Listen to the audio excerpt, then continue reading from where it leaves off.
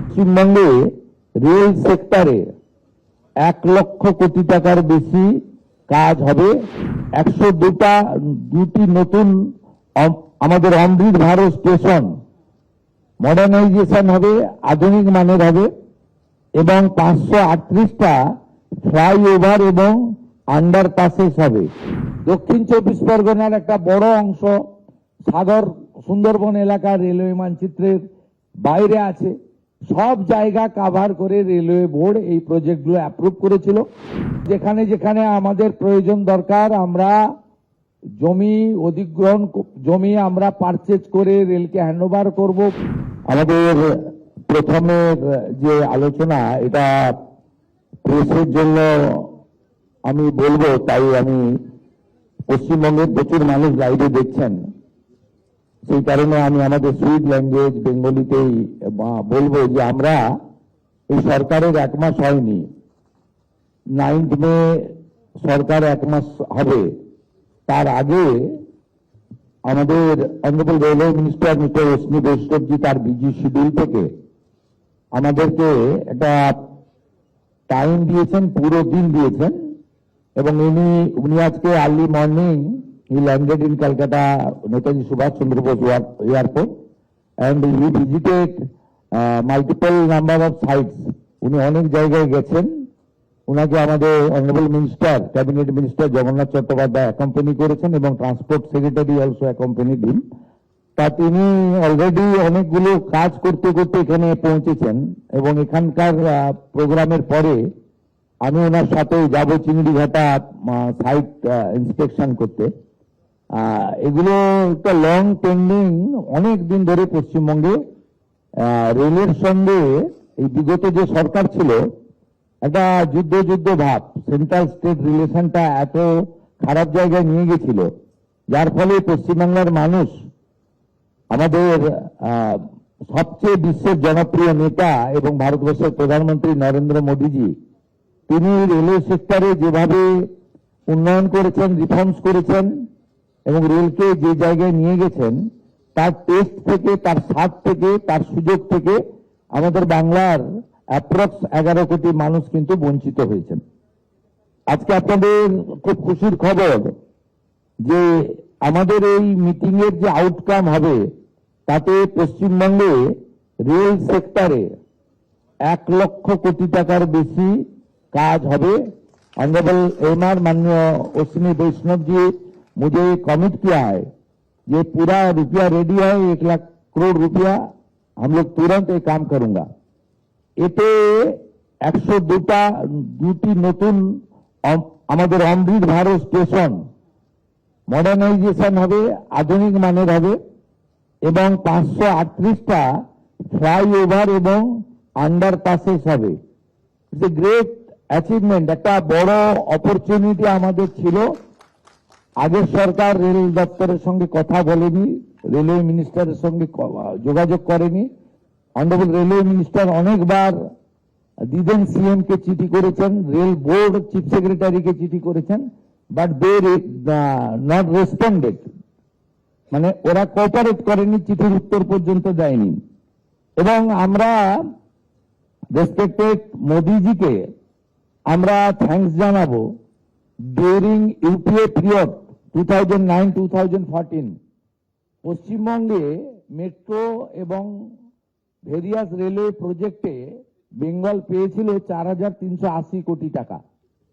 কিন্তু আমাদের রাজনৈতিক অপোজিট থটের সরকার থাকা সত্ত্বেও মাননীয় নরেন্দ্র মোদীজি পশ্চিমবঙ্গকে যে ভালোবাসেন তার প্রমাণ হচ্ছে 2026-27 অর্থবর্ষে যেখানে 5 বছরে 4,380 কোটি টাকা, একটি সিঙ্গেল ফাইন্যান্সিয়াল ইয়ারে, এখন তো রেল বাজেট আলাদা হয় না, একসঙ্গে হয় জেনারেল বাজেটের সঙ্গে, পশ্চিমবঙ্গের জন্য দিয়েছেন 14,205 কোটি টাকা এই 1 বছরে।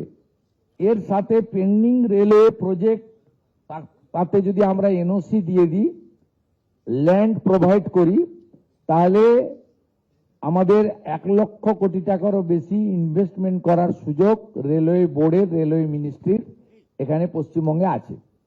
আপনারা শুনলে খুশি হবেন, পশ্চিমবঙ্গের মানুষ যেহেতু বিভিন্ন চ্যানেলে শুনছেন, তারা লাইভ দেখছেন, আমি তাদেরকে এই অল্প সময়ের ডবল ইঞ্জিনের সরকার অলরেডি এফওবি এবং আন্ডারপাসের জন্য আমরা 40টার বেশি এনওসি রেলওয়ে দপ্তরকে দিয়ে দিয়েছি এবং প্রায় 60টা রেলওয়ে প্রজেক্ট যেটা রেলওয়ে বোর্ড গত বছর অ্যাপ্রুভ করেছিল লাস্ট অক্টোবর 2025 অক্টোবর নভেম্বরে, সেই তার যে অ্যাডুকুয়েট ল্যান্ড আমাদের এখানে সমস্ত জেলা শাসকরা শুনছেন, ল্যান্ডের লোকেরা আছেন, আপনারা ক্লিয়ারলি আমাদের গভর্নমেন্টের মিশন এবং ভিশন শুনে নিন।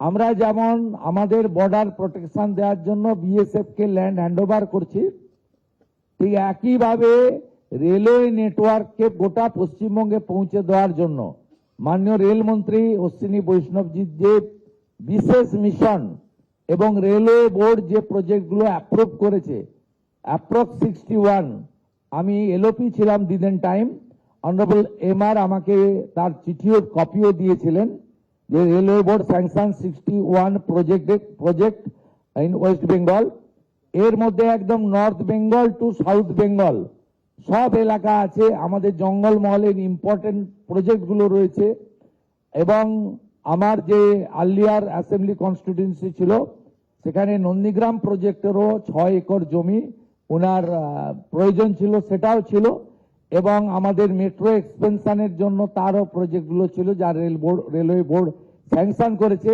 এতে অনেক জেলা উপকৃত হবে, আমাদের করিমপুর, জলঙ্গি, আমাদের তেহট্ট, নদিয়া, মুর্শিদাবাদের ওই জোন রেল মানচিত্রের বাইরে আছে, আমাদের লালগড় এবং বড় একটা অংশ রেলওয়ে মানচিত্রের বাইরে আছে, গোপীবল্লভপুর, নয়াগ্রাম আমাদের রেলওয়ে মানচিত্রের বাইরে রয়েছে, দক্ষিণ দিনাজপুরের হিলি সহ একটা বেল্ট রেলওয়ে মানচিত্রের বাইরে আছে, দক্ষিণ 24 পরগনার একটা বড় অংশ সাগর সুন্দরবন এলাকা রেলওয়ে মানচিত্রের বাইরে আছে। সব জায়গা কাভার করে রেলওয়ে বোর্ড এই প্রজেক্টগুলো অ্যাপ্রুভ করেছিল। অনারেবল ডিস্ট্রিক্ট ম্যাজিস্ট্রেটরা আপনারা ভার্চুয়ালি যুক্ত হয়েছেন। আমাদের clear instruction direction, railway board land purchase করার জন্য 100% ফাইন্যান্স করে এবং যেখানে যেখানে আমাদের প্রয়োজন দরকার আমরা জমি অধিগ্রহণ, জমি আমরা পারচেজ করে রেলকে হ্যান্ডওভার করব। প্রয়োজন হলে রাজ্য সরকারও যেখানে যেখানে প্রয়োজন রেল যেমন যেমন সহযোগিতা চাইবে সেটা আমাদেরকে করতে হবে এবং একটা ক্যালেন্ডার বানান, শুধুমাত্র মিটিংয়ে যোগদান করে নোটিং নয়, যে কবে কোন জায়গায় রেলের জমি দিতে পারবেন, এই জায়গাটা ক্যালেন্ডার বানান।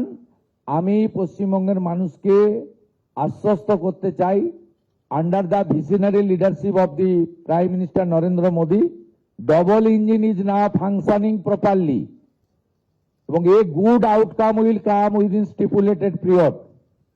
পশ্চিমবঙ্গের মানুষ ডবল ইঞ্জিনের টেস্ট পাবে, সড়কও যেমন মজবুত হবে, সেতুও যেমন তৈরি হবে, সরকারি বাসও যেমন ছুটবে, ই ভেহিকেলও যেমন ছুটবে, সাথে সাথে আমরা রেলের যে মেট্রো এবং রেলের যে টেস্ট মানুষের কাছে পৌঁছে দিতে পারবো এবং সবটাই আমাদের আগামী দিনে আজকের যে মিটিং হবে উনি উনার মূল্যবান ভ্যালুয়েবল টাইম স্পেয়ার করেছেন, আমরা এই মিটিংয়ে সেই বিষয়গুলো আলোচনা করব।